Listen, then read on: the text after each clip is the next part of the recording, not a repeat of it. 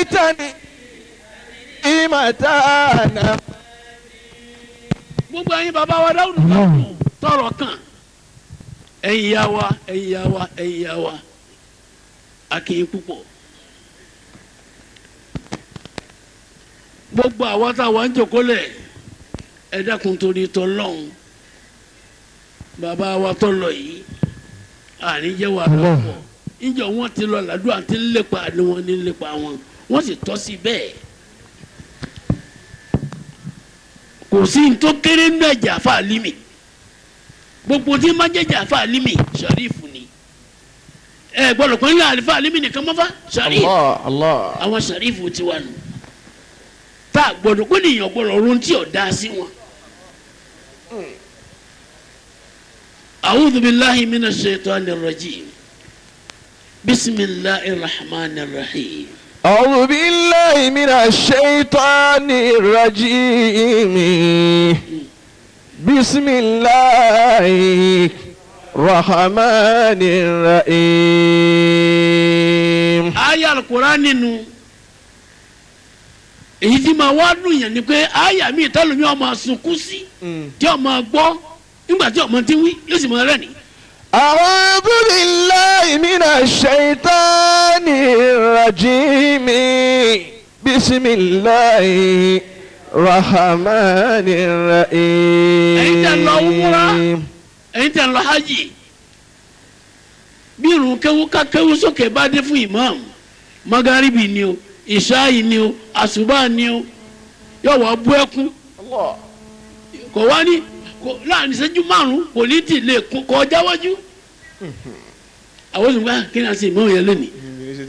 èsì ti sunkún ọ̀dẹ̀ nígbà tí ọmọ tó wí. ولنبلونكم بشيء من الخوف والجوع ونكس من الأموال والأنفس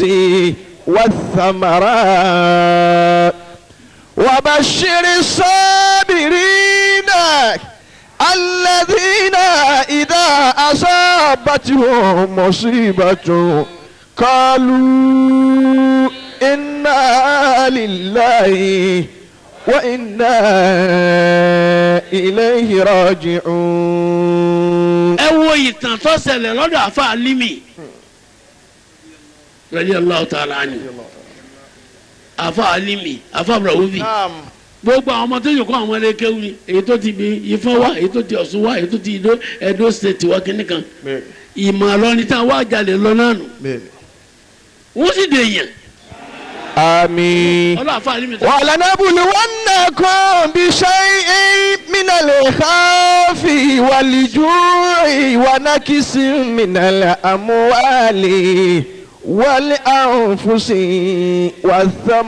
والثمرات وبشر الصابرين. àfa Alim ẹni ó ní mímọ̀ púpọ̀ ní jẹ́ bẹ́ẹ̀ àfa Alim Sheikh Saleh àfa àgbà radiyallahu ta'ala tí wọ́n bí níjọ́ Àlàrúbá tí wọ́n wọ̀ lọ níjọ́ Àlàrúbá. ولنبلونكم tí wọ́n kúrò láyé níjọ́ Àlàrúbá.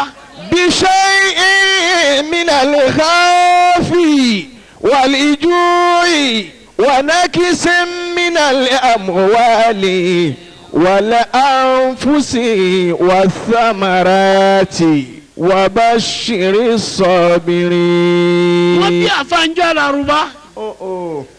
àfa kúrò nílùú ẹ̀ níjọ́ Àlàrúbá. àfa wọ̀ lọ níjọ́ Àlàrúbá. àfa kúrò láyé níjọ́ Àlàrúbá. الذين إذا أصابتهم مصيبة قالوا إنا لله وإنا إليه راجعون. gbogbo àwọn tájọ́ máa kí wọ́n wádìí pé àfa àgbà ṣe wà á lè mú. àfa mi Cisse ahsanta kulla ihsan. ما شاء الله. أنت تعرف مقدار علمي وتعرف كيف كنت يعني خديما للعلماء ولكن أنا لست أهلا بما كنت تعلم. أكرمكم الله. ولنبلونكم بشيء من الخوف والجوع ونقص من الأموال والأنفس والثمرات وبشر الصابرين الذين إذا أصابتهم مصيبة قالوا إنا لله وإنا إليه راجعون أولئك عليهم صلوات من ربهم ورحمة وأولئك هم المهتدون. gbogbo àwọn àfa ńlọrin tá a wà yìí o bẹ́ẹ̀ bá lọ bí wọ́n pé àfa àgbà ṣé wàá lè tíra wo ni wọ́n ṣe kalẹ̀ àfa ṣíṣe kí là àfa àgbà sọ kalẹ̀ ẹ dákun ẹ fún bàbá òkè àgbẹ̀dẹ ní ayé ọ̀rẹ́ aláàjì. ولنبلونكم بشيء من الخوف والجوع ونكس من الأموال والأنفس والثمرات وبشر الصابرين الذين إذا أصابتهم مصيبة قالوا إنا لله وإنا إليه راجعون. kò sí ti ń jẹ́ sísè inú gal àti ustaz professor ní ń jẹ́ bẹ́ẹ̀ ẹni ọba jó ní mímọ̀ tó débi ustaz káfa hasan sísè ẹ̀bùn ọlọ́run tó bù yìí ọlọ́run mọ̀pamọ́ wa lọ́wọ́. amiina. hibatu minallah. Allah. hibatu minallah. minallah. wahabi. àwọn wá kíra àwọn ọmọ kẹ́wù kiri tíra fa alimi la fẹ́ rí ìgbà táwa lọ rí tíra fa alimi afa Ibrahim. akramakumullah. àwọn afa alimi wa kọ́lẹ̀ ọ̀ngbà afa Sise pé ìjà alimama takala hazọ. ìjà alimama takala hazọ. aw sa'atan aw fujatan aw gadan. بعده أو قاديا اجعل مماتك لحظة أو ساعة أو فجأة أو غدا بعده أو قاديا أما بقى خليفة دي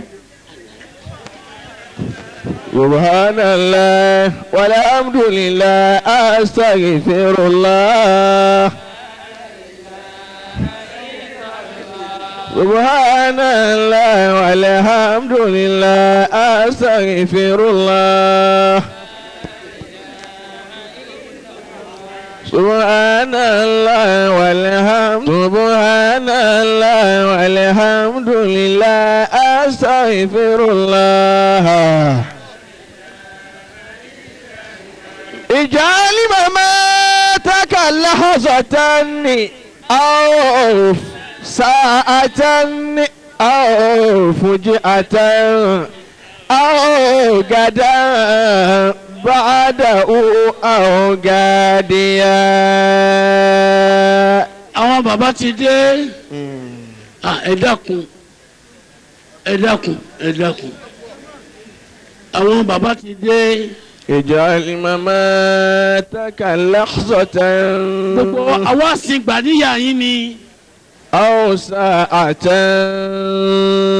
أو فجأة أو غدا بعده أو غاديا. ọmọ lálẹ́ bẹ́ẹ̀ bí tẹ̀wá kéwú ẹ mú lọ́pẹ́ ní táfà límì kọ́ lẹ́nu. اجعل مماتك لحظة أو ساعة أو فجأة أو غدا بعده أو غاديا أو غدا بعده أو غاديا. bẹ́ẹ̀ bá wà ń yọ kọ́lẹ̀ ń jẹ́ mi àfa Ibrahim. akramakum. yóò pé ẹni tí ń bọ̀ wá náà o yóò wá bá wa lórí ìjòkólẹ̀ kò gbọ́dọ̀ rí bẹ́ẹ̀ fáwọn ọmọ kéwútà bá fẹ́ sórí ibú. akramakumullah. kápẹ́ káfa àwọn òde bá wa lórí ìjòkó wo ni ìjòkó náà gbóná mọ́ wa lára. اجعل مماتك لحظة أو ساعة أو فجأة أو غدا بعده أو غاديا. afa Abrahufi أكرمكم الله. bàbá wa àwọn bàbá wa tí nǹkan ṣe اجعل bàbá wa مماتك Muhammad al-Mahi لحظة oníbọ̀ọ̀nì أو فجأة أو ساعة أو غدا بعده أو